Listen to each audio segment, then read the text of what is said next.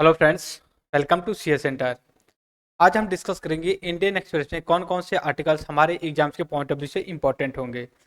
हम जब डिस्कस करते हैं जो न्यूज़पेपर होता है उसका हम कोशिश करते हैं कि स्टैटिक्स से भी रिलेट करके पढ़ें और उसके जितने भी डायमेंशन होते हैं उनको सारी चीज़ों को कवर करते चले।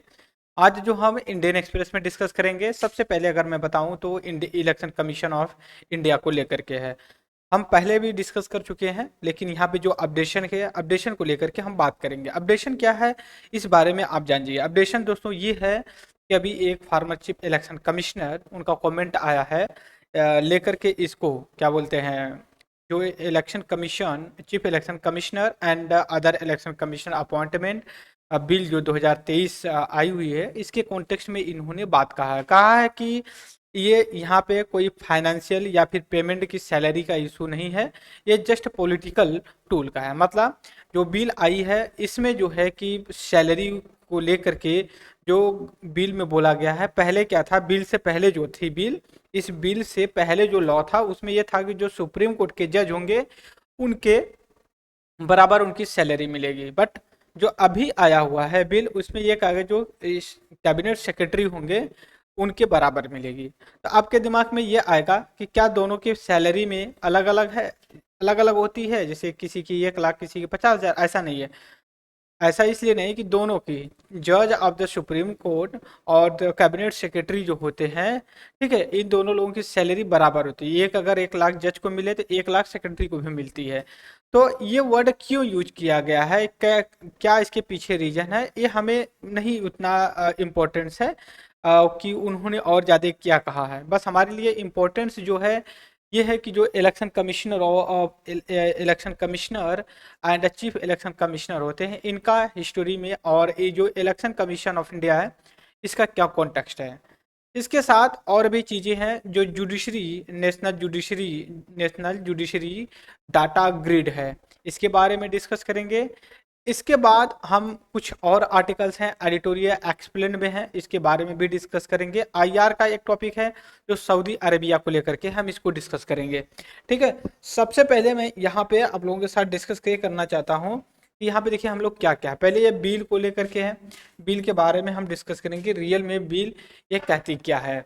इसके बाद दोस्तों अगर हम आगे चलें और जैसे वाले आईआर में देखेंगे तो 2-3 चीज़ें हैं इंपॉर्टेंट हमारे लिए। ये मैपिंग का सवाल है।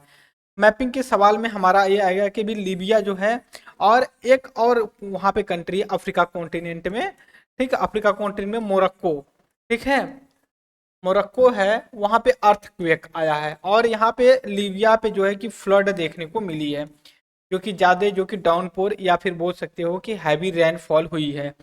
तो ये मैपिंग का सवाल है, हम मैपिंग में डिस्कस करेंगे। और इसके साथ अर्थक्वेक हमारा करंट अफेयर्स प्लस स्टैटिक्स से रिलेटेड है, हम उसको भी डिस्कस करेंगे। राइट, तो यहाँ पे जो हम डिस्कस करने जा रहे हैं और भी देख लेते हैं क्या है इम्पोर्टेंट। तो जो हालांकि हम इसको तो ऐसे जनरली देख रहे हैं, इसको मैपिंग में देख लेंगे, लेकिन यहाँ पे जो एक अपडेशन का है देख सकते हो, दो जो अपने मनमन्ना हैं, ये दो लीडर, एक नॉर्थ कोरिया के जो कि हेड हैं और यहाँ पे सीरिया जो कि रसिया के हेड हैं, इन लोगों का अभी मिलन हुआ है। ठीक है, मिलन हुआ है तो इसमें अब ये लोग दुनिया कुछ और कर रही है, ये लोग दो बागी एक अलग काम कर रहे हैं। तो हमारे दिमाग में क्या आना चाहिए, जैसे रसिया, ठीक है, नॉर्थ कोरिया प्लस चाइना, ठीक है, इनका एक अलग ही तरह का ट्रेंड है वर्ल्ड में, समझ रहे हो। ये हमेशा जो है कि रसिया हो, चाइना हो, या फिर जो बोल सकते हो आप क्या बोलते हैं, नॉर्थ कोरिया, रसिया, सब हमेशा वेस्टर्न कंट्री को लेकर के अगेंस्ट में ही काम करते हैं। जब मन करता है नॉर्थ कोरिया के जो है ये है जो है कि मिसाइल छोड़ देते हैं, कुछ भी घोषणा कर देते कि हमने ये किया, सही या गलत, इसकी पुष्टि कर पाना भी बड़ा मुश्किल होता है। अब यहाँ पे देखेंगे 2000 में भी लोग मिले थे, सन 2000 में देख सकते हो उस समय की लोगों की शक्ल कैसी दिख रही है, ठीक है, एकदम बच्चे जैसे दिख रहे हैं। लेकिन आज 23 साल के बाद हो सकता है कि आप लोगों की कुछ जो की उम्र उतनी हो, अब उस समय लोग कैसे थे और आज ये लोग किस हिसाब से हैं। तो हमारे लिए इतना इम्पोर्टेंट है कि ये एक अलग तरीके से वर्ल्ड ऑर्डर लेकर के चलने की कोशिश करते हैं। यूनाइटेड स्टेट ऑफ अमेरिका एक अलग तरीके से लेकर के कोशिश करता है चलने के लिए, ठीक है, तो ये अलग चीज़ है। हम जो डिस्कस करने वाले हैं कि जो हमारा जो पॉइंट्स है जो हमारे एग्जाम्स के लिए बेनिफिट हो सकता है उसके बारे में डिस्कस करेंगे। सबसे पहले मैं यहाँ पे आप लोगों के साथ शेयर करना चाहता हूँ इलेक्शन कमीशन को लेकर के। अब ये जो कहे हुए हैं फार्मर जो कि चीफ इलेक्शन कमिश्नर हैं, ये जो बिल आई हुई है अपॉइंटमेंट को लेकर के, ठीक है, जो मानसून सेशन में चला है इसको लेकर के। तो हमारे एग्जाम्स के लिए दोस्तों जो पॉइंट है जो एग्जाम्स के लिए इंपॉर्टेंट है, इलेक्शन कमीशन ऑफ इंडिया, ठीक है। अभी ये बिल है प्रोसेस में चल रहा है, देखिए पास होता है कैसे क्या होता है, तब तक हम कुछ ऐसा डिस्कशन करेंगे कि जो हम ये अभी तक नहीं करते हैं या फिर हमें करना चाहिए। जैसे एग्जांपल के लिए बोल लीजिए election commission of India, constitution में इसका किस तरह का रोल है और ये किस तरह की बॉडी है। सबसे पहले इसकी बॉडी किस तरह की है, ऑर्गेनाइजेशन कैसी है, इसका वर्क क्या है, या फिर बोल सकते हो ड्यूटी क्या है इसकी, ठीक है। सबसे पहले जो इलेक्शन कमीशन ऑफ इंडिया होता है इसका जो होता है free free and fair fair election conduct करवाना होता है, ठीक है। क्या करना होता है, इलेक्शन कंडक्ट करवाना होता है। तो आपके दिमाग में आएगा किसका इलेक्शन कंडक्ट करवाएंगे, ठीक है। सबसे पहले देखिए पार्लियामेंट का, पार्लिया पार्लियामेंट में मतलब संसद, संसद संसद की जो कि ये होते हैं, प्लस स्टेट लेजिस्लेटिव असेंबली या विधान विधानसभा, क्या बोलते हैं, विधानसभा। अब आते हैं अगर हम इसमें देखते हैं क्या बोलते हैं संसद में कौन कौन होते हैं।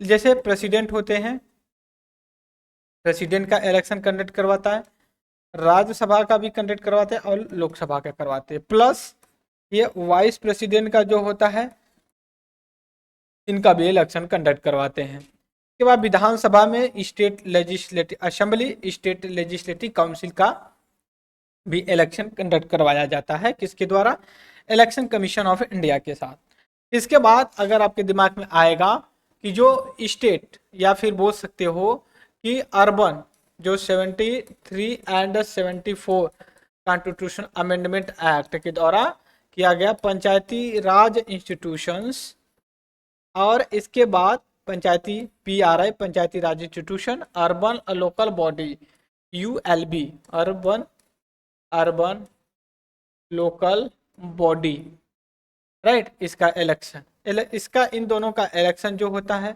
इसका इलेक्शन करवाता है स्टेट इलेक्शन इलेक्शन कमीशन, ठीक है, इलेक्शन कमीशन ऑफ स्टेट या फिर स्टेट इलेक्शन कमीशन बोल सकते हो आप, ठीक है। अगर आपसे तो सवाल पूछा जाए कि जो इलेक्शन कंडक्ट करवाया जाता है लोकसभा राज्यसभा या फिर प्रेसिडेंट वाइस प्रेसिडेंट या असेंबली का कौन करवाता है, तो हम डायरेक्ट आंसर देंगे कौन करवाता है, इलेक्शन कमीशन ऑफ इंडिया करवाता है। इसके बाद जो ये बिल कही गई है या फिर हम इसके बारे में और ये बात करेंगे, एक सेकेंड, ठीक है। अब इलेक्शन कमीशन ऑफ इंडिया जो है इसके बारे में हम और कुछ बात करेंगे। अब यहाँ पे मैं बताने जा रहा हूँ। सबसे पहले अगर देखा जाए कि ये वास्तव में पहली बार जब इस्टेब्लिशमेंट कब की गई थी, इसका पहली बार जब इस्टेब्लिशमेंट किया गया था 1950 में किया गया। अब ऐसा नहीं है कि हर साल किया जाता है, जनरली इसका जो कि जनवरी 25 को किया गया था, ठीक है, 1950 में। शायद इस दिन को वोटर डे के रूप में भी सेलिब्रेट किया जाता है, I am not sure, but इतना जरूर है कि वोटर डे 25 जनवरी को भी शायद सेलिब्रेट किया जाता है, ठीक है। और इसके बाद अगर मैं बात करूं आप लोगों से, प्राइमरी इलेक्शन कमीशन का क्या होता है कि ये इलेक्शन कंडक्ट करवाता है। इसके बाद अगर हम देखें इसकी जो ड्यूटी है, ठीक है, जो इसकी ड्यूटी है क्या करता है, इसका जो पहला ड्यूटी की अगर मैं बात करूं आप लोगों से, वोटर रजिस्ट्रेशन करवाता है। जैसे मान लिया कि अब वोटर रजिस्ट्रेशन होता है वो आपका इलेक्शन कमीशन ऑफ इंडिया के द्वारा किया जाता है। दूसरा अगर मैं बात कर लूँ यहाँ पे जो किया जाता है, डिलिमिटेशन ऑफ द कॉन्स्टिट्यूएंसी, ठीक है, डिलिमिटेशन ऑफ कॉन्स्टिट्यूएंसी कॉन्स्टिट्यूएंसी, ठीक है। जैसे डिलिमिटेशन कमीशन होता है, ये सजेशन देगा और सजेशन के हिसाब से इलेक्शन कमीशन ऑफ इंडिया काम करता है। जैसे अभी असम में चल रहा है, ठीक है, तो अब से अगर किया जाए तो जो डिलिमिटेशन कॉन्स्टिट्यूएंसी किया जाता है वो इलेक्शन कमीशन ऑफ इंडिया करता है, किसके बिहाफ पे, डिलिमिटेशन कमीशन के। डिलिमिटेशन कमीशन को इस्टेब्लिश किया जाता है प्रेसिडेंट ऑफ इंडिया के द्वारा, and president of India submit करता है report delimitation commission of India का किस कहाँ पे, हाउस में। और जो ये डिलिमिटेशन कमीशन का सजेशन होता है इसको किसी भी कोर्ट में चैलेंज नहीं किया जा सकता, राइट। अब यहाँ पे तीसरा अगर हम बात करें कि तीसरी रिस्पॉन्सिबिलिटी, तीसरी चीज इसकी क्या है, कंडक्टिंग इलेक्शन, ठीक है, कंडक्टिंग इलेक्शन, इलेक्शन को कंडक्ट करवाने की बात करते हैं। इसके बाद अगर हम इलेक्शन किसका कंडक्ट करवाते हैं, जैसे पार्लियामेंट में जैसे लोकसभा, राज्यसभा, वाइस प्रेसिडेंट, ठीक है, और प्रेसिडेंट का, फिर इसके बाद असेंबली का, स्टेट लेजिस्लेटिव असेंबली, और उसके बाद आते फिर उसके बाद ये क्या करते हैं, इम्प्लीमेंट करते हैं क्या, model code of conduct, MCC, model code of conduct. Model code of conduct क्या होता है, इसका ये होता है कि अब अनाउंस कर दिएंगे, जैसे मान लीजिए कि 2024 में इलेक्शन होने वाला मई, अप्रैल मई में। अब मान लीजिए लोकसभा ने इलेक्शन कमीशन ऑफ इंडिया कर दिया कि हम जो है कि 23 या फिर 1 अप्रैल से जो है कि इलेक्शन कंडक्ट करवाएंगे। जिस दिन अनाउंस किया उसी दिन जो है कि क्या होगा, मॉडल कोड ऑफ कंडक्ट हो जाएगा, और कोई भी काम गवर्नमेंट नहीं करेगी, appointment, transfer of the bureaucrats, सारी चीजें कौन करेगा, ये आपका जो है कि कौन करेगा, ये इलेक्शन कमीशन ऑफ इंडिया करता है। इसके बाद अगर इम्प्लीमेंट कोड कंडक्ट हो गया, इलेक्शन मॉनिटर करता है, क्या करता है, एक सेकंड मैं इसको स्क्रॉल कर रहा हूँ। फिर छठा अगर मैं बात करूँ तो जो इलेक्शन होता है, इलेक्शन कंडक्ट जो करवाया जाता है इसको मॉनिटरिंग करता है, मॉनिटरिंग करता है। जितने officer, presiding officer, returning officer, जितने लोग होते हैं उनका अपॉइंटमेंट कैसे काम होगा, क्या करना चाहिए, ये election commission of India decide करता है। इसके बाद होता है सर्टिफिकेट फॉर पॉलिटिकल पार्टी को इलेक्शन कंडक्ट करवाने के लिए। फिर इसके बाद अगर दिया जाए तो इंश्योरिंग इलेक्टोरल इंटीग्रिटी की बात करते हैं। फिर उसके बाद ये भी होते हैं वोटर एडुकेशन करते हैं, जैसे मान लीजिए कि अगर मैं बात करूं, जो वोटर होते हैं उनको एडुकेट करते हैं। एडुकेट कैसे करते हैं, उनको बताते हैं क्या वोटिंग करेंगे तो क्या फायदा होगा, क्यों करना चाहिए, क्यों नहीं करना चाहिए, ठीक है। तो ये सारी चीजें इसके बाद करेंगे। इसके बाद अगर और चीजें अगर देखी जाए इलेक्शन कमीशन ऑफ इंडिया के बारे में कि क्या कहा जाता है, जो कॉन्स्टिट्यूशन में जो बोला गया है इलेक्शन कमीशन ऑफ इंडिया को लेकर के, तो इलेक्शन कमीशन ऑफ इंडिया के बारे में जो बात की जाती है ये कॉन्स्टिट्यूशन ऑफ इंडिया, ठीक है। इलेक्शन कमीशन ऑफ इंडिया के बारे में जो बात की जाती है, ये बात की जाती है 324, इस आर्टिकल में 324 जो आर्टिकल है इसके अंतर्गत इलेक्शन कमीशन ऑफ इंडिया के बारे में बात की जाती है। ये बात इंडिपेंडेंस होगा, इम्पार्टी मतलब ट्रांसपेरेंट तरीके से ये काम करेंगे। इसके बाद हम बात करें इसकी इंडिपेंडेंसी की बात की जाती है, ठीक है, इंडिपेंडेंस एक बॉडी होगी, इंडिपेंडेंस होगी। फिर इसके बाद आता है सुपरिटेंडेंट डायरेक्ट कंट्रोल इलेक्शन करेगी अंडर आर्टिकल 324 के अंतर्गत। इसके बाद ये भी करेगी एडवाइजरी रोल करेगी किसको, प्रेसिडेंट के लिए, ठीक है। जब प्रेसिडेंट अगर कोई मैटर पे अगर इलेक्शन से रिलेटेड अगर कोई क्वेरी मांगेगा तो इलेक्शन कमीशन ऑफ इंडिया देगा, क्या करेगा, एडवाइज करेगा, एडवाइजरी काम करता है। इसके बाद जो काम करता है अपॉइंटमेंट जो होता है इसका कौन करेगा, अपॉइंटमेंट जो होगा इसका अपॉइंटमेंट प्रेसिडेंट करता है, प्रेसिडेंट करता है। अब देखिए चक्कर क्या है, यहाँ पे जो बिल आई हुई है इसमें बात ये कही गई है जो 2023 की है, ठीक है, 2023 की, इसमें ये है मई में नहीं मार्च में, ठीक है, मार्च 2023 में 2023 में सुप्रीम कोर्ट ने ये कहा था कि आप एक लॉ बनाइए जो एक अकाउंटेबिलिटी ट्रांसपेरेंसी के साथ जो कि अपॉइंटमेंट हो किनकी, जो है कि क्या बोलते हैं chief election commissioner and other election commissioner की। तो उसमें ये कहा था जो सेलेक्ट कमेटी होगी, जो सेलेक्ट कमेटी होगी उसमें क्या होंगे, उसमें 3 लोग होंगे, 3 लोग होंगे, प्राइम मिनिस्टर ऑफ इंडिया होंगे, लीडर ऑफ अपोजिशन होंगे लोकसभा के, फिर उसके बाद जज होगा, चीफ जस्टिस ऑफ इंडिया होंगे। अब जो बिल आई हुई है इसमें गवर्नमेंट ने क्या खेला कर दिया, जो चीफ जस्टिस ऑफ इंडिया की बात कर रहे हैं इसकी जगह एक कैबिनेट मिनिस्टर का जो है कि नाम जो कि मेंशन कर दिया रिप्लेस करके जो कि चीफ जस्टिस ऑफ इंडिया को, यहीं पे लेकर के चक्कर हो जाता है।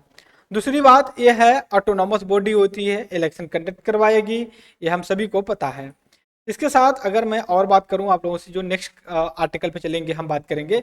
नेक्स्ट आर्टिकल में दोस्तों बात करने का जो है यहाँ पे मैं देखता हूँ, एक सेकेंड, एक सेकेंड, ठीक है। अब यहाँ पे पिक्चर देखिए, पिक्चर देखेंगे तो यहाँ पे कुछ मतलब सोल्जर्स थे, उनके पेरेंट्स हैं, उनके घर के काफ़ी सैड मतलब ये न्यूज है। कश्मीर वैली में मतलब कुछ फायरिंग हुई, वहाँ पे कुछ ऑफिसर्स जो हमारे जवान थे उन लोगों की डेथ हो गई। तो हमारे लिए ये तो इम्पोर्टेंट है ही कि कश्मीर एक इस तरह से बोल सकते हो आप टेरर या फिर जो कि मिलिटेंस का एक हब बन करके रह गया है। हम इसको ख़त्म करने के लिए 2019 में जो कि वहाँ से स्पेशल स्टेटस हटा करके हमने अब्रोगेट किया, फिर उसके बाद यूनियन टेरेटरी में किया direct control of the government of India के। बट दुर्भाग्य की बात यह है कि अभी भी इंसिडेंट कम नहीं हो रहे हैं। मिलिटेंस और टेररिज्म जैसी चीज़ें वहाँ भी अपनी पैर पसार रखी है। तो इस वजह से यहाँ पे अभी जो न्यूज में आया है, तो हमारे लिए एग्जाम्स के लिए जो पॉइंट ऑफ व्यू से इम्पोर्टेंट है कश्मीर और कश्मीर वैली के बारे में हम जान लें। कश्मीर और कश्मीर वैली के बारे में जानने के लिए सबसे पहले अगर आपको लोकेशन पता होना चाहिए कि वास्तव में रियल में कि जम्मू एंड कश्मीर का किस तरफ और कहाँ पे जो है कि इसका मेजर फोकस और एरिया पड़ता है। अगर मैं आपसे बात करूँ, इंडिया का मैं मैप बनाता हूँ यहाँ पे, हल्का सा मैं लूंगा, ड्राउ करूंगा, ठीक है। हालांकि थोड़ा सा ऊपर नीचे होगा तो आप लोग थोड़ा सा इमोशनल मत होइएगा, ठीक है। आप यहाँ पे देख सकते हो आप, ये आपका बन गया है, ठीक है, ऐसा कुछ। हालांकि यूपीएससी का जब आप मैप बनाते हो ना, जब यूपीएससी ज्योग्राफी अगर आपका ऑप्शनल है या फिर आपका ज्योग्राफी ऑप्शनल ना भी हो और उसके बावजूद भी अगर आप मैप बनाना चाहते हैं, तो यूपीएससी ये नहीं कहती है कि नहीं आप जो कि ऐसा मैप बनाइए कि हर एक चीज़ एकदम परफेक्ट हो। बस हल्का सा अगर डायग्राम आप दे देते हो कुछ ऐसा, तो यूपीएससी समझ जाती है कि नहीं आप कहाँ का मैप बना रहे हैं। ऐसा अगर कुछ कर सकते हैं इस हिसाब से तो ये हो जाए। तो ये वाली जो एरिया है यहाँ पे हम देखेंगे, ये वाली ये ऐसे कुछ लाइन खींची गई है, फिर ये ऐसे खींची, ये अक्साई चीन, चीन का जो कि पड़ जाता है, और ये पीओके पड़ जाता है, और यहाँ पे अपना ये पीओके है, ठीक है, LOC line of actual control है। फिर इसके बाद आपका लाइन ऑफ एलओसी है, लाइन ऑफ कंट्रोल है, और ये वाली जो लाइन है आपका एलएसी है, line of actual control. LOC Pakistan के साथ, एलएसी चाइना के साथ, राइट। तो यहाँ पे हमेशा क्लच देखने को मिलता है, और वहाँ पे जियोग्राफिकल रीजन ऐसा है कि वहाँ पे ट्रेस कर पाना काफ़ी इम्पोर्टेंट या फिर बहुत डिफिकल्ट होता है, ठीक है। तो ये जो बात की जा रही है कश्मीर लेकर के, कश्मीर वैली को लेकर के, तो ये रियली में ये भी बोला जाता है कि नहीं ये एक स्वर्ग की तरह होता है। स्वर्ग तभी होगा जब वहाँ पे आपको पीसफुली सारी चीज़ें की जाएंगी, और जब होंगी तो तब जा कर के हम इसको कर सकते हैं, ठीक है। तो ये डिस्कस किया, फिर इसके बाद हमारा जो नेक्स्ट आर्टिकल होगा इसमें जुडिशरी को लेकर के है।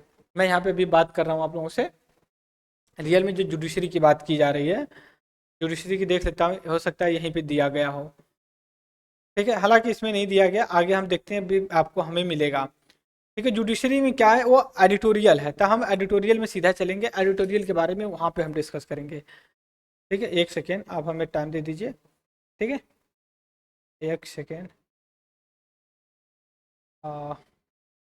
ओके, ठीक है। अब यहाँ पे देखिए कि जो जुडिशरी है सऊदी अरब को लेकर के ये आर्टिकल यहाँ पे आए हुए हैं। तो हमारे लिए इम्पोर्टेंट ये है कि जो चीफ जस्टिस ऑफ इंडिया है, ये एक देखिए इंडिया जुडिशियल डाटा ग्रिड, ठीक है, इंडियन जुडिशरी डाटा ग्रिड अभी ये इस्टेब्लिश की गई है, और इसमें देखिए कि supreme court on Thursday announce on boarding of its case.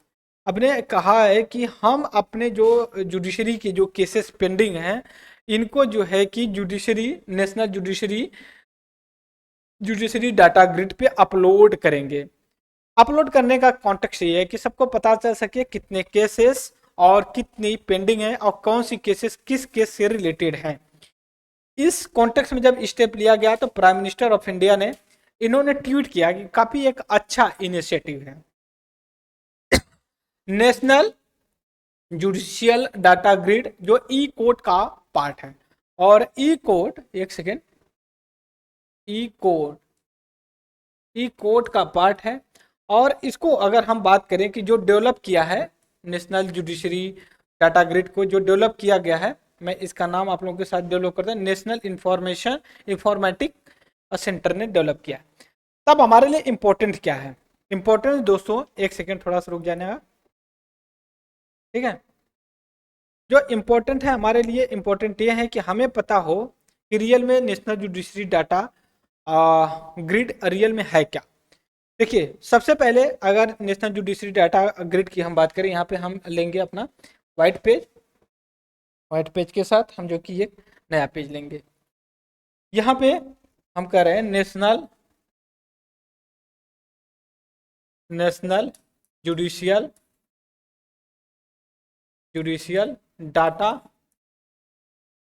Data grid, ठीक है।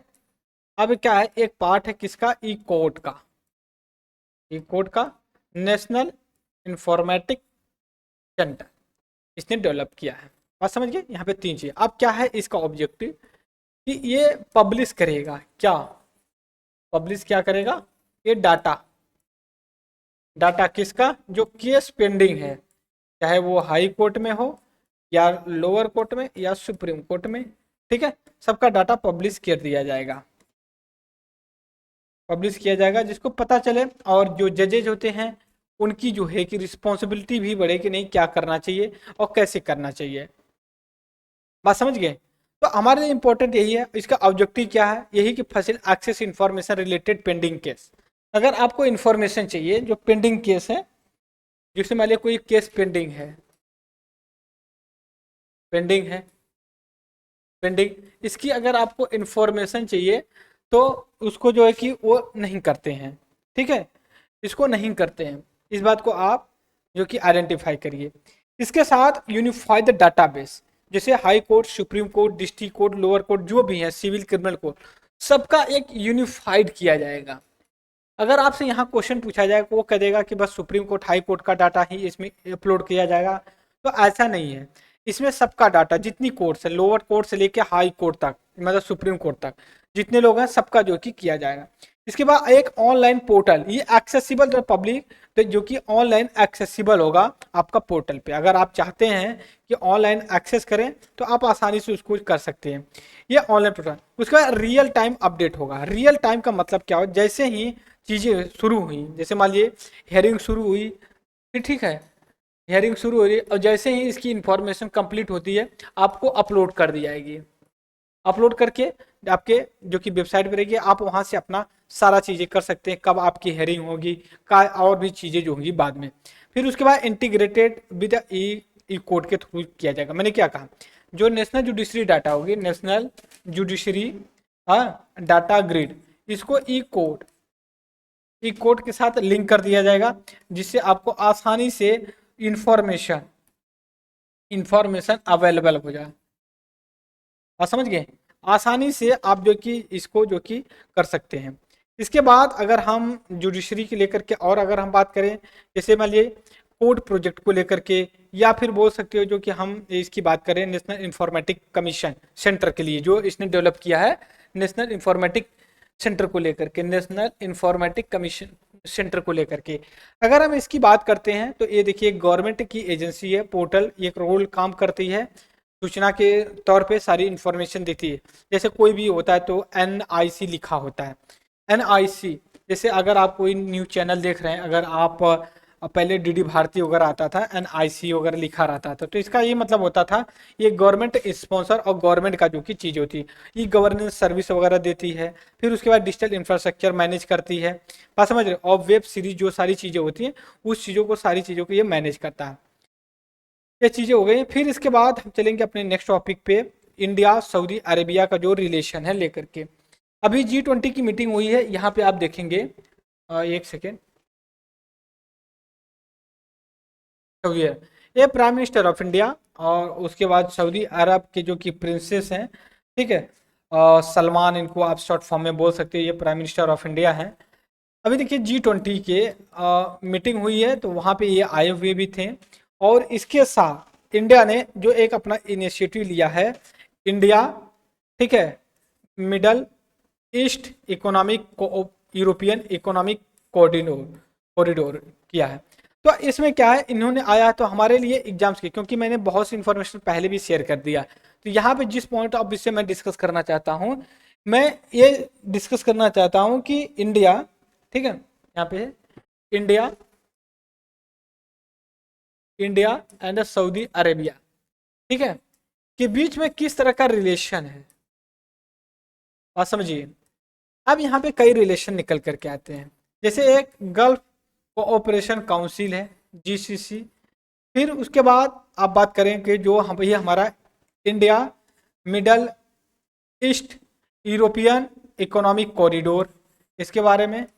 फिर इसके बाद बेल्ट रोड इनिशिएटिव जो है, जो चाइना का है ये, इसके बारे में लेकर के, क्योंकि देखिए ये सारे जो प्रोजेक्ट हैं इस समय न्यूज में चल रहे हैं, तो इसलिए काफ़ी इंपॉर्टेंट है कि हम जो कि सारी चीज़ों को लिंक करके पढ़ें। तो ये जो सारी चीज़ें हैं यहाँ पे, इन चीज़ों को लेकर के, एक सेकेंड, ठीक है। तो ये जो गल्फ कोऑपरेटिव काउंसिल है, इसमें 6 लोगों का, 7 लोगों का एक ग्रुप है। इंडिया हालांकि इसका मेंबर नहीं है। जो IMEC है, India middle east European economic corridor है, इसके बारे में अभी जो हम G20 में इसको पब्लिश किए, इसका ये काम है कि जब इंडिया को कनेक्ट किया जाएगा यूरोपीय यूनियन से या फिर यूरोप से, किसके माध्यम से, मिडल ईस्ट के माध्यम से। मिडल ईस्ट मतलब जो वेस्टर्न एशिया, वेस्ट एशिया का जो कॉन्टिनेंट है, गल्फ कंट्री है, UAE है, सऊदी अरेबिया है, जॉर्डन है, इजराइल है, इन सारी चीज़ों को लेकर के फिर जो होंगे वहाँ से मेडिटेरियन सी के कनेक्ट किया जाएगा। इसके बाद अगर हम यहाँ पे बात करेंगे इंडिया और सऊदी अरेबिया को लेकर के, कि रियल में इंडिया प्लस सऊदी अरेबिया के मतलब किस हिसाब से आप देख सकते हो, क्या इनका है इंपॉर्टेंस एक दूसरे से। और देखिए बहुत ही अच्छा सऊदी अरेबिया और इंडिया के बीच का रिलेशन है। सबसे अगर पहले मैं बात करूं इकोनॉमिक को लेकर के, ठीक है, इकोनॉमिक, तो जो गल्फ रीजन है उसमें सबसे बड़ा ये जो कि ट्रेड पार्टनरशिप है इंडिया का सऊदी अरेबिया से। उसके बाद दूसरी अगर हम बात करते हैं इसमें, तो एनर्जी कोऑपरेशन को लेकर के, क्या, एनर्जी कोऑपरेशन को लेकर के क्या इसमें है, जैसे जो सऊदी अरेबिया है ये ऑयल बहुत ज़्यादा प्रोड्यूस करता है, बात समझ रहे हो, और लगभग ये ओपेक प्लस के साथ जो कि ये मिलकर के प्रोडक्शन करता है। और इंडिया को जो कि एनर्जी फ्यूल की बहुत ज़्यादा ज़रूरत होती है, उसमें ये अच्छा काम कर सकता है, करता भी है। उसके बाद तीसरा लेबर जो होते हैं, जिसको सुनिए कि भैया हमारे बड़े भैया या बाबूजी अरब गए हैं कमाने के लिए सऊदी अरेबिया पे, तो जो सऊदी अरेबिया है वहाँ पे जो इंडियन माइग्रेट करके वहाँ पे अच्छे खासे जो कि नंबर्स में वहाँ पे जॉब करते हैं। स्पेशली अगर केरला की बात किया जाए, वहाँ पे जाकर के वो सेक्टर में जो कि क्या बोलते हैं, हेल्थ सेक्टर में अच्छा वो काम करते हैं। इसके बाद वहाँ से हमें करेंसी भी भेजते हैं। चौथी अगर मैं बात करूँ आप लोगों से, strategy security cooperation, strategy and security cooperation की बात करते हैं।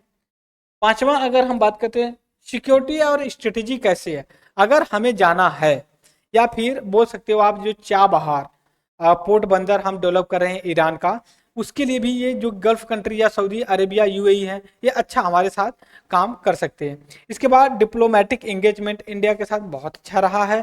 फिर उसका cultural and people to people contact की अगर हम बात करें तो उसमें भी बहुत अच्छा जो कि इन्होंने काम किया। स्ट्रेटेजी लोकेशन तो है ही, क्यों, क्योंकि जो सऊदी अरेबिया है ये GCC का मेंबर है। टू द पॉइंट में हम इसको डिस्कस करेंगे, नोट कर लीजिएगा आप, जो कि टू दी पॉइंट में मैप के साथ जो कि हम डिस्कस करेंगे कौन कौन सी कंट्री और कैसे कैसे यहाँ पे हैं। इसके बाद अगर हम बात करते हैं आपसे, एक सेकेंड, अब यहाँ पे अगर हम बात करें आपसे कि जो क्या बोलते हैं गल्फ कोऑपरेटिव काउंसिल है, गल्फ कोऑपरेटिव जो काउंसिल है, एक सेकेंड मैं यहाँ पे थोड़ा सा डिस्कस करूंगा। गल्फ कोऑपरेटिव काउंसिल GCC, अगर इसकी बात किया जाए तो इसमें आपको 6 से 7 जो है कि कंट्री इसके मेंबर होते हैं। तो इतने होते हैं, 6 होते हैं। सबसे पहले देखा जाए बहरीन है। बहरीन आपका जब पर्शियन गल्फ वाली एरिया देखेंगे वहां पे मिलेगा। उसके बाद पहला हो गया। दूसरा कुवैत। कुवैत है आपका, हमेशा जो कि कुवैत के साथ और ईरान के साथ जो कि इराक के साथ जो कि हमेशा कॉन्फ्लिक्ट देखने को मिलता है, क्योंकि जो कुवैत है एक अच्छा खासा जो है कि बोल सकते हैं कि ऑयल प्रोड्यूसिंग प्लेस पड़ता है। इसके बाद ओमान है। ठीक है, क्या है, ओमान है। और चौथे की बात करें अगर आप तो कतर भी है इसका, कतर भी है इसका मेंबर। पांचवा सऊदी अरेबिया है इसका, सऊदी अरेबिया है। और छठा और लास्ट में क्या है, यूएई है, यूनाइटेड अरब अमीरात। बात समझ गए। इसकी अगर हम ऑब्जेक्टिव की बात करें तो इकोनॉमिक, पॉलिटिकली और सिक्योरिटी कोऑपरेशन की जरिए ये काम करता है। इसका अगर इस्टेब्लिशमेंट देखा जाए तो इसका इस्टेब्लिशमेंट आपका 1980 में हुआ था। आप अगर एग्जैक्ट डेट देखना चाहें 1981 में देख में इसका इस्टेब्लिशमेंट होता है। ये इसका मल्टीपल इंपॉर्टेंस है और कई तरह से जो कि ये काम करता है। इसके बाद अगर हम चलें जो इजराइल है, अगर इजराइल की बात किया जाए या फिर बोल सकते हो आप सऊदी अरेबिया या जो फिर जॉर्डन है या फिर ईरान इराक है। इराक के साथ तो उतना इंडिया का रिलेशन अच्छा नहीं, लेकिन ईरान ईरान के साथ जो कि ठीक ठाक इसका रिलेशन है। इसके बाद हम चलेंगे नेक्स्ट पे आरबीआई पे लेकर के। देखिए आरबीआई ने अभी कुछ गाइडलाइंस जो कि इशू किया है। ठीक है, आरबीआई ने कुछ गाइडलाइंस इशू किया है। अब हम देख लेते हैं यहाँ पे क्या गाइडलाइंस इशू किया है। एक सेकेंड। ठीक है, यहाँ पे आरबीआई ने कहा है जो मतलब लेंडर होते हैं जो लोन देते हैं उनसे ये कहा है कि जिसको आप लोन दिए हैं उनका डॉक्यूमेंट्स जल्द से जल्द आप पब्लिक करिए और पता चले ट्रांसपेरेंसी अकाउंटेबिलिटी का क्या। और जो ये बोल सकते हो जो बैंक हैं किन किन को बोला है, जो रेगुलेटरी आर रेगुलेटरी एंटिटी को, बैंक्स हैं, public sector, private sector, commercial bank है, एनबीएफसी है, स्मॉल बैंकिंग सेक्टर है, सबके लिए बोलिए जितने लोग लोन देते हैं सबको कहा कि भैया जल्द से जल्द आप ये काम करिए। सभी जो कि आप उनके इमो जो कि अचल अचल संपत्ति जो होती है, रिमूवेबल या इम रिमूवेबल प्रॉपर्टी जो होती है उनको जो है कि आप पब्लिश करिए जो लोन लेते हैं। ठीक है, एक सेकेंड थोड़ा सा पानी पी लेते हैं क्योंकि गला सूखने लगता है ना। एक सेकेंड आप रुक जाइए।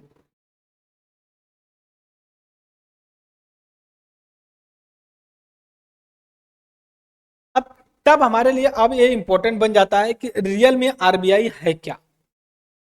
इतना हमें कॉन्टेक्स्ट में पता चल गया कि नहीं, इसने जितने भी बैंक्स हैं उनको ऑर्डर दिया है। तो ऑर्डर दिया तो क्या ये बैंकिंग सेक्टर का सबसे बड़ा बॉस है? जी हाँ, बिल्कुल बॉस है। अब हम यहाँ पे आरबीआई का पूरा डिटेल पढ़ने की कोशिश करेंगे। ठीक है, रियल में अगर मैं आरबीआई की बात करूं, आरबीआई आरबीआई इसका क्या नाम है, reserve reserve bank of India. इसको इस्टेब्लिशमेंट किया गया है under reserve bank of India act 1934 और 1949 में इसको नेशनलाइज कर दिया गया। बात समझ गए। इसका जो ऑब्जेक्टिव होता है दो होता है। एक होता है, एक होता है आपका इन्फ्लेशन, इन्फ्लेशन को कंट्रोल करना और इकोनॉमिक जो ग्रोथ होती है उसको माइंड में रख करके करना।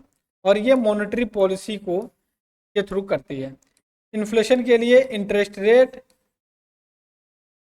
रेट का जो है कि काम करती है, जिसको बैंक्स आते हैं जो लेंडर होते हैं उनको देखती है। ये बैंकों का बैंक होती है सबसे। अगर पहले मैं बात करूं जो आरबीआई है ये रियल में कैसे काम करती है।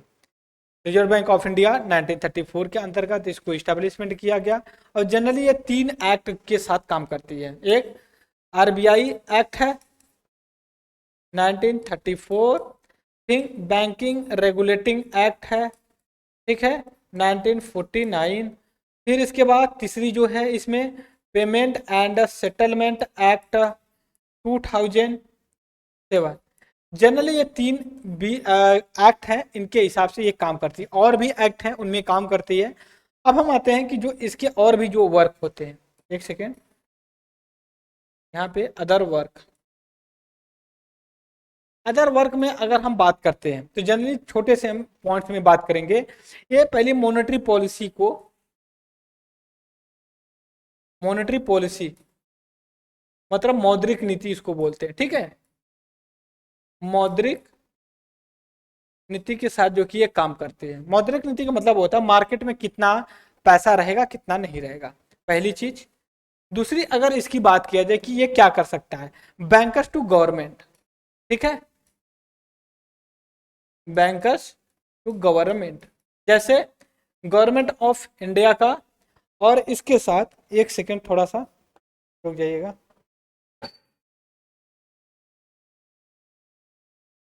ये पोडियम थोड़ा सा उधर करना है ना, ठीक है। तो अब इसमें जो बात कर रहे हैं, इसमें बात यही है कि government of India plus state government, state government का भी ये काम करेंगे। बात समझ गए।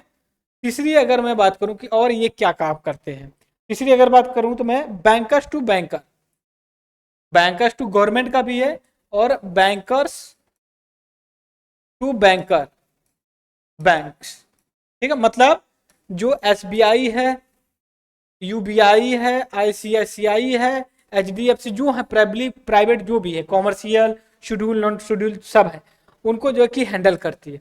उनको पैसा कितना मार्केट में डालना है, कैसे काम करना है, कितने ब्रांच एक्सपेंड करना, वो सारी चीजें करेंगी। चौथे अगर मैं बात करूं यहाँ पे आप लोगों से, तो करेंसी इशू करती है। क्या? करेंसी। एक एक रुपए की नोट प्लस कॉइन जितनी भी होती है उनको छोड़ करके सारी जो करेंसी होती है, 1 रुपए के ऊपर की जो नोट होती है, 2 रुपए की, 5 रुपए की, 10 रुपए की, 20 रुपए की, 50 रुपए की। अब तो हमें लगता है कि 5 की बंद भी हो गई है नोट प्रिंट करना, 2 की तो मिलेगी ही नहीं। तो ये जो नोट होती है ना, इनको जो है कि प्रिंट करती है। और जो नोट होती है आरबीआई जो प्रिंट करती है, उस पर रिजर्व बैंक ऑफ इंडिया के जो गवर्नर होते हैं उनका साइन होता है। लेकिन जो सिक्का होता है या 1 रुपए की जो नोट होती है, उस पर किसका साइन होता है? कैबिनेट, जो फाइनेंस सेक्रेटरी होते हैं, सॉरी कैबिनेट बोलिए, जो फाइनेंस सेक्रेटरी होते हैं वो जो कि सिग्नेचर करते हैं। इसके बाद अगर मैं बात करूं, रेगुलेशन एंड सुपरवाइजरिंग का काम करते हैं। क्या करते हैं? अगर मैं यहाँ पे पांचवा बात करूं, regulation, regulation and supervisory, supervisory का काम करते हैं। छठा, छठा काम करते हैं ये सुपरवाइजरी। अगर इसकी बात किया जाए, जो बैंक्स वगैरह होती है ना, उनको कितना ब्रांच एक्सपेंड करना है, कितनी जो की चीजें उनको पैसे लेना है, कहाँ से लेना है, ये सारी चीजें रेगुलेट करते हैं। मार्केट में कितना पैसा है। फिर उसके बाद करते हैं फॉरेन एक्सचेंज मैनेजमेंट। जो फॉरेन एक्सचेंज होता है या भी फॉरेक्स जो रिजर्व होता है, इसको जो कि होल्ड करके रखता है अपने पास। अगर आपसे सवाल पूछा जाए कि जो आपके पास जो पैसे आ रहे हैं वो जो विदेश से वो कौन रखता है, तो भारत सरकार की जो होती है वो आरबीआई रखती है। वो डिफरेंट डिफरेंट फॉर्म में रखता है, डॉलर में, अदर जो फॉरेन करेंसी है उसको लेकर के। फिर उसके बाद पेमेंट एंड सेटलमेंट की अगर जो बात आती है तो ये काम करते हैं। ठीक है, क्या होते हैं, एक सेकेंड,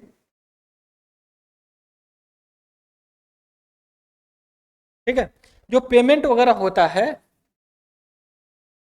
पेमेंट वगैरह जो होती है, जैसे मान लीजिए आप किसी को, आप अपने वॉलेट से ट्रांसफर करते हो या फिर पैसे नहीं जाता है, कुछ पेमेंट का इशू होता है, आप आरबीआई से कांटेक्ट करिए। ये सारी चीजें फिर होंगी। आरबीआई कोई बैंक है, बैंक जो कि कंज्यूमर को, जो कस्टमर को पैसा देता है, उसमें कुछ डिस्प्यूट होता है तो आरबीआई आएगी एज ए मीडिएटर के रूप में।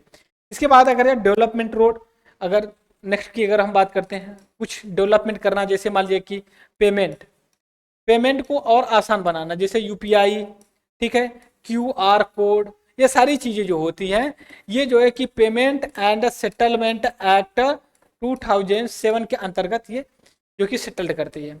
नेक्स्ट अगर मैं बात करता हूं कि इसका क्या काम है, तो उसके बाद रिसर्च डाटा करता है और कंज्यूमर को प्रोटेक्शन करता है। तो ये आरबीआई का था, आरबीआई जैसे कैसे काम करती है और क्या क्या काम कर सकती है उसको लेकर के है।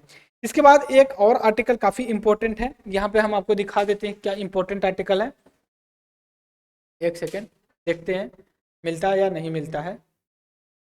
ठीक है, मिले या ना मिले, लेकिन हम तो डिस्कस कर ही लेंगे क्योंकि हम लोग के पास इंफॉर्मेशन पहले से पड़ी हुई है। एक सेकेंड, थोड़ा सा हमें टाइम दे दीजिए। ठीक है, नहीं पीछे ही है, हम लोग देख लेते हैं। ओके, ठीक है, यहाँ पे नीचे दिया गया है balancing sustainable mechanism carbon trading. यहाँ पे वर्ड यूज किया गया है कार्बन ट्रेडिंग सस्टेनेबल फ्यूचर।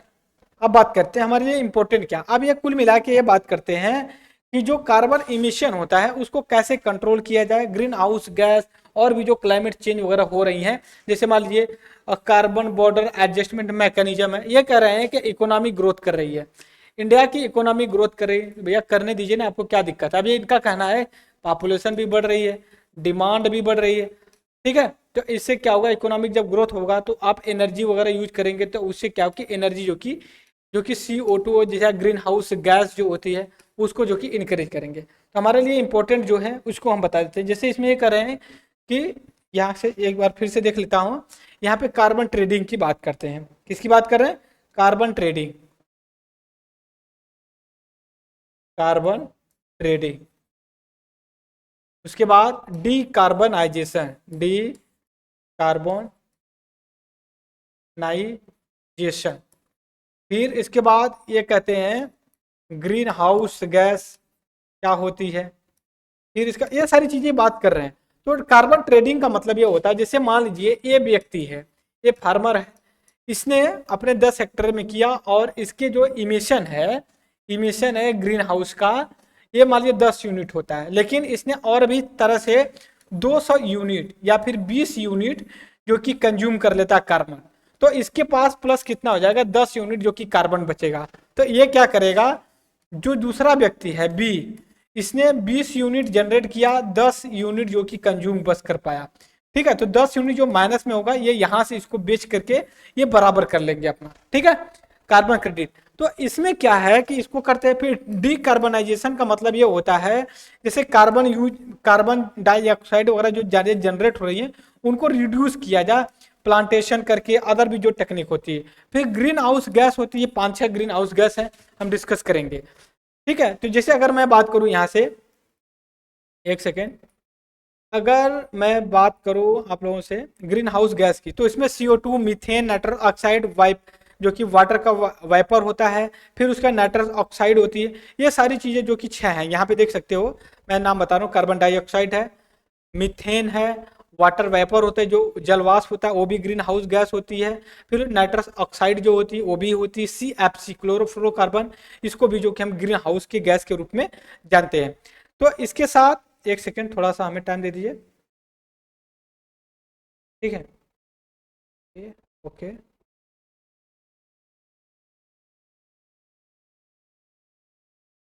तो ये हमने आज का डिस्कशन किया कि हमें क्या क्या डिस्कस करना है, और आई थिंक कि हम लोग लगभग कंप्लीट कर लिए अपना पूरा।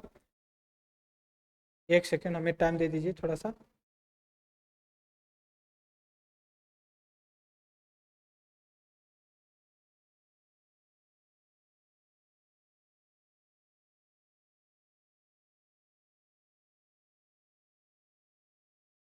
ओके, तो ये हमने आज का डिस्कशन किया जो हमारे इंडियन एक्सप्रेस के लिए काफ़ी इंपॉर्टेंट था, कि आई होप कि मतलब जो मेरा ऑब्जेक्टिव होता है आपके साथ डिस्कस करने का वो सारी चीज़ें कर दिया होगा मैंने। तो इस लेक्चर में दोस्तों इतना ही डिस्कस करेंगे, तब तक के लिए thank you for the discussion. जय हिंद, जय भारत।